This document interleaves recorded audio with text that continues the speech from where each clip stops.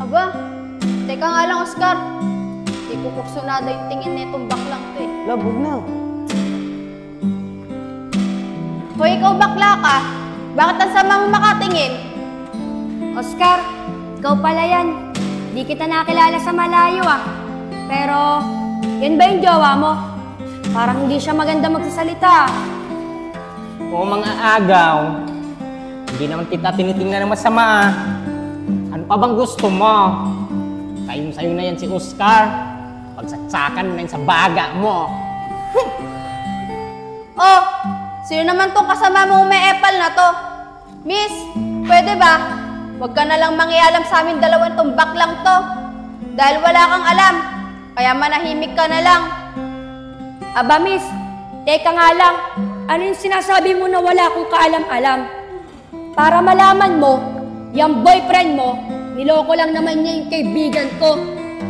At wag mo akong masasabihan na manahimik dahil hindi na ako papayag na may manakit pa dito sa may kaibigan ko. Rainy, tama na nga yan. Wala tayong mapapala dyan sa dalawang manluloko na yan. Tara na.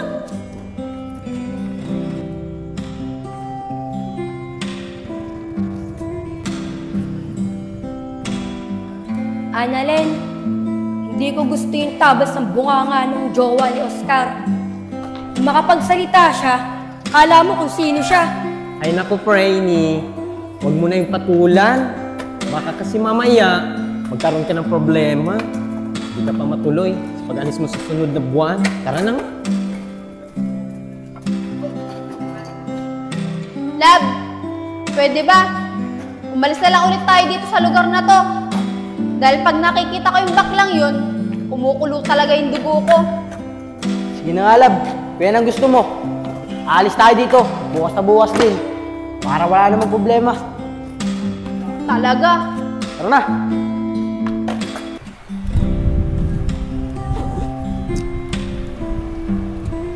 Malibag na ng kuko ko.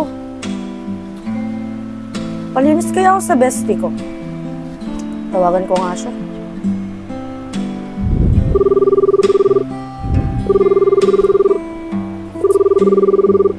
Hello, bestie. Free ka ba ngayon? Papalinis na ako ng kuko eh. Oo, best angel. Tamang-tama. Wala namang ginagawa ngayon. Pupuntahan kita dyan, ha?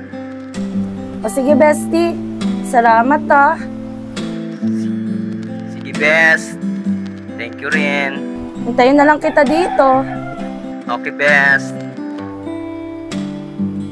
Mabuti na lang. Tumawag sa akin si Best Angel. Nagkaroon ako ng racket. Tamang-tama. Habang nilinisan ko siya ng kuko, magkwentuhan kaming dalawa.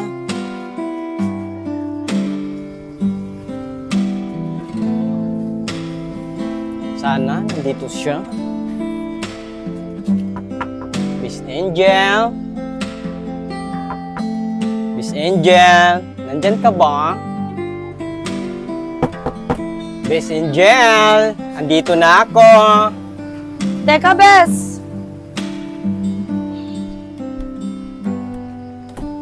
Di ka, Bes. Pasok ka. Dito ka, Bes. Upo ka muna dito. Anong gusto mong merienda? Bibili kita. Hindi na, Bes. Busog na kasi ako. Kumain na ako bago pumunta rito. Bes, sige, linisan na kita. Pero Bes, may upuan ka bang maliit para upuan ko dito? Meron, Bes. Nandiyan, no? Kunin mo na lang. Dito?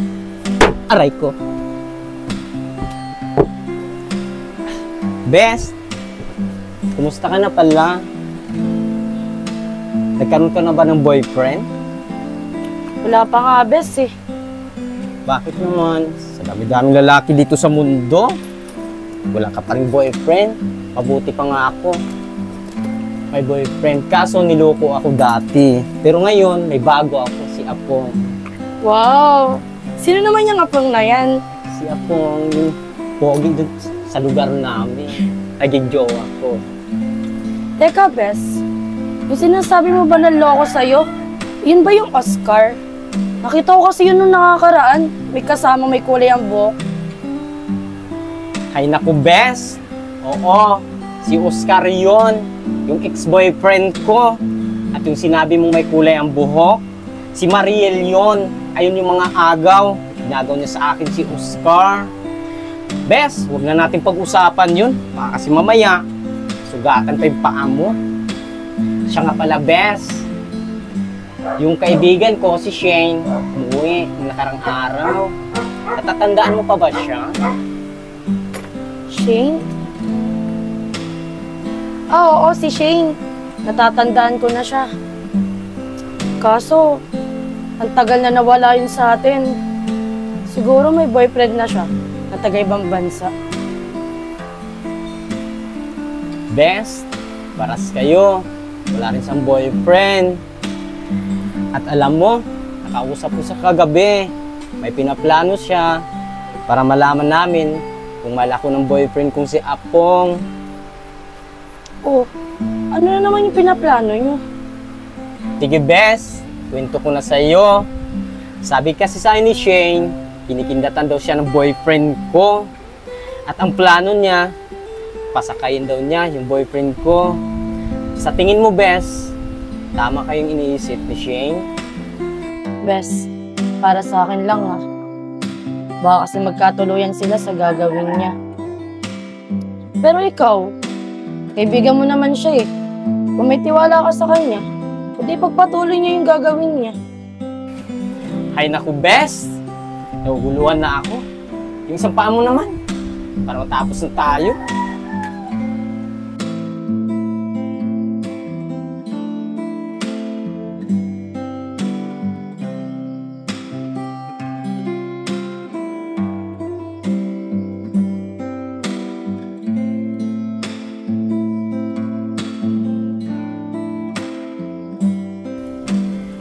Bes, nagugustuhan mo ba yung paglilinis ko sa'yo ng kuko?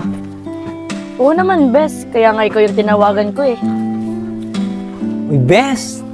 Tamang-tama. Ayun yung boyfriend ko si Apong. Pakilala kita. Tara. Sige, Bes. Oh, babe. Nahanap talaga kita eh. Saan ka galing? Pero teka lang, sino siya? Babes, siya nga pala. Si Angel, kaibigan ko. Angel, si Apong.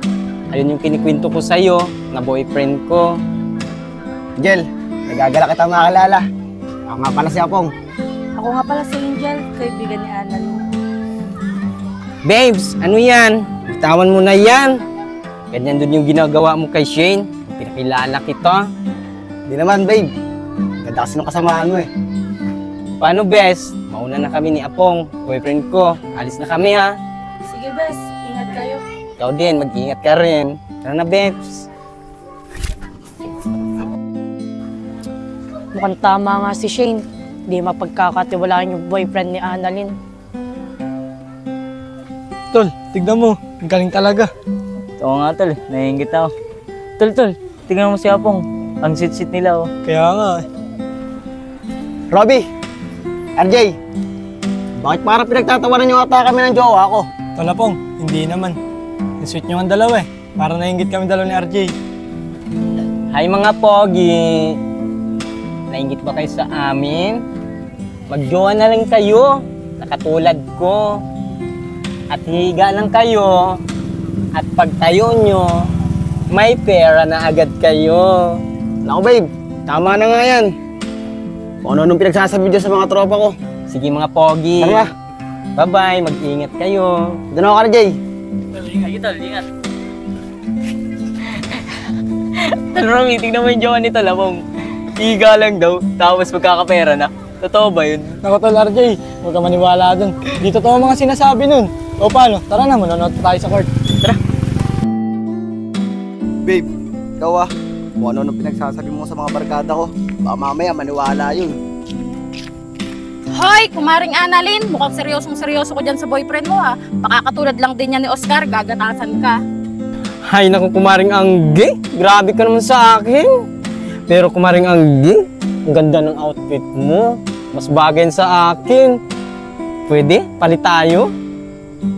Hoy Mare, wag mong ibahin yung usapan. Sigurado ka na ba dyan sa boyfriend mo? At ikaw naman kuya, Halos magpakamatay yan nung iwanan ni Oscar. Sana wag mong lolokohin yan, ha? Opo ate, hindi ko po lulukuhin tong kumare nyo. Sa totoo nga po niyan eh. Mahal na mahal ko to. Diba nga babe? Sinasabi ko lang sa'yo, ha? Malalagot ka sa akin. Sige na, dyan na kayo. Hindi po.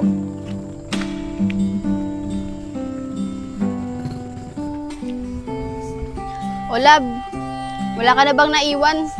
Love, wala na akong naiwan. Ilagay ko na lahat sa bag. Sigurado ka, ha? Oo. Paano? Tara na. Tara. Oh, tignan mo nga naman, oh. Paalis na lang tayo sa lahat-lahat. Makikita pa natin yung pagmumukha niyang baklang yan. Hoy, babae ka. Malayo pa lang. Narinig na kita. Ano bang problema mo? Ba't ang init-init ng ulo mo sa akin? Hoy pare, pagsabihan mo yung jowa mo ha. Ibang tabas sa bunganga niyan.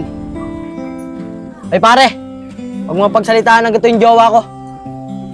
Yan bakla ang pagsabihan mo. Dahil hindi maganda ang tabas ng bunganga niyan. O ikaw bakla ka, aalis na nga kami sa lugar na to. Dahil pag nakikita ko yung pagmumukha mo, kumukulo talaga yung dugo ko sa'yo. Aba teka, hindi ko gusto yung pananalita mo ha. Babes, tama na nga yan. At kayong dalawa, kung gusto nyo umalis, umalis na kayo ha. Huwag na kayong magsalita ng di magaganda. Tara na nga, lab. Baka masira lang yung araw natin dyan. Buti nga love, umalis na tayo. Baka kung saan pa umabot ang usapan na to eh. Babes, tara na nga. Napakaganda talaga ng lugar namin. Napaka-presko ng hangin. Pag alis ko, mamimiss ko tong lugar na to. Uy, miss. Ang ginagawa mo dito? Tsaka bakit ka nag-iisa? Di mo ba alam? Delikado yung lugar na to. Teka, pagkakaalam ko ikaw yung kaibigan ni Yayag. Ay, oo miss. Tama ka. Ako yung kaibigan ni Yayag. Pwede ba ako may pagkilala sa'yo? Kung okay lang? Oo naman, okay lang sa akin. Ako si Iber. Ako naman si Shane. Anong ginagawa mo sa lugar na to? Delikado dito, pag nag-iisa. Wala. Nagpapahangin lang ako. Mamimiss ko kasi tong lugar na to pag umalis ako. Gusto mo, samahan na kita maglakad-lakad. Total, wala rin naman akong pupuntahan eh. Sige, kung okay lang sa'yo. Pero, hindi ba nakakahiya? Naku, huwag ka na mahiya sa akin. Tara na.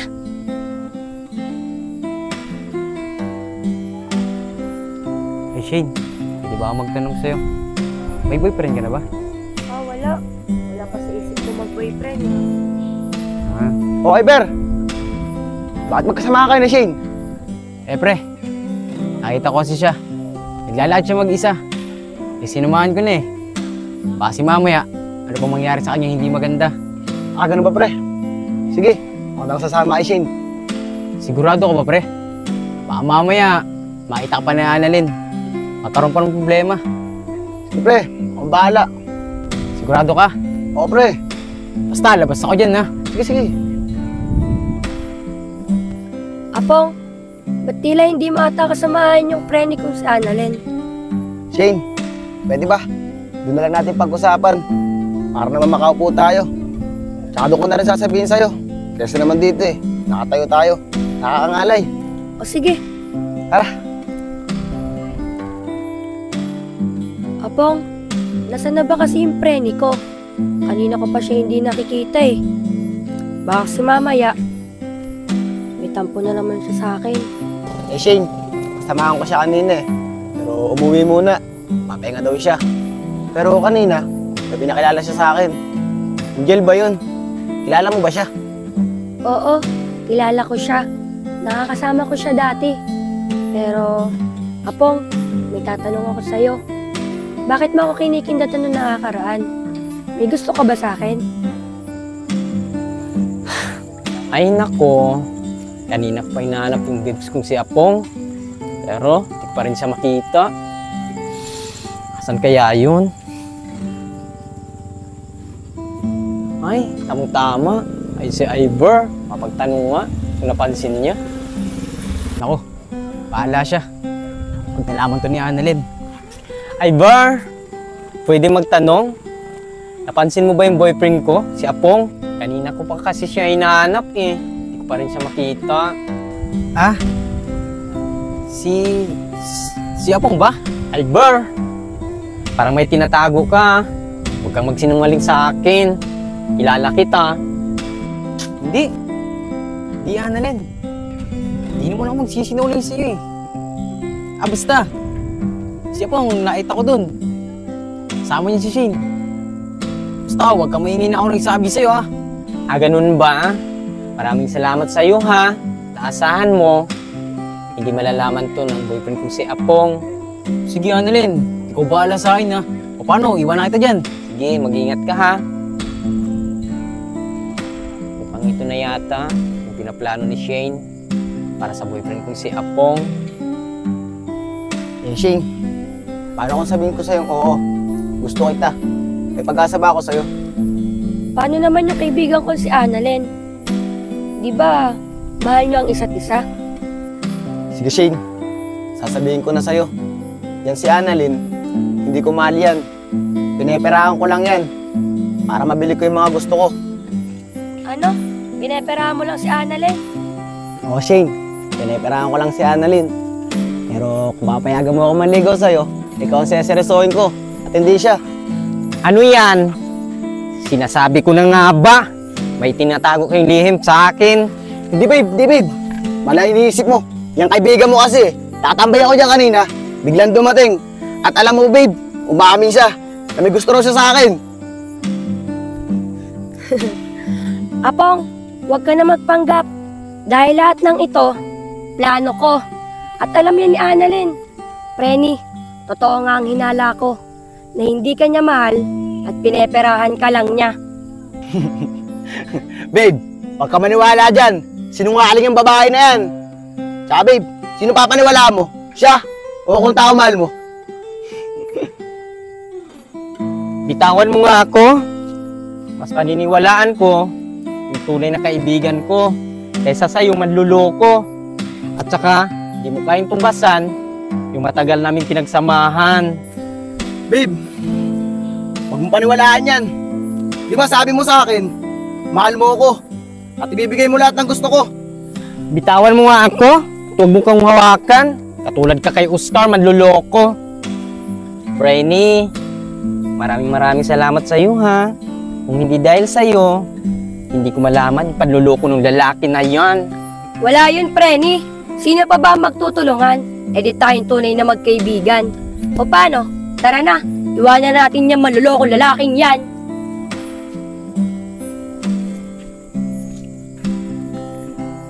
Babe, saglit lang. Hayaan mo muna ako magpaliwanag sa'yo.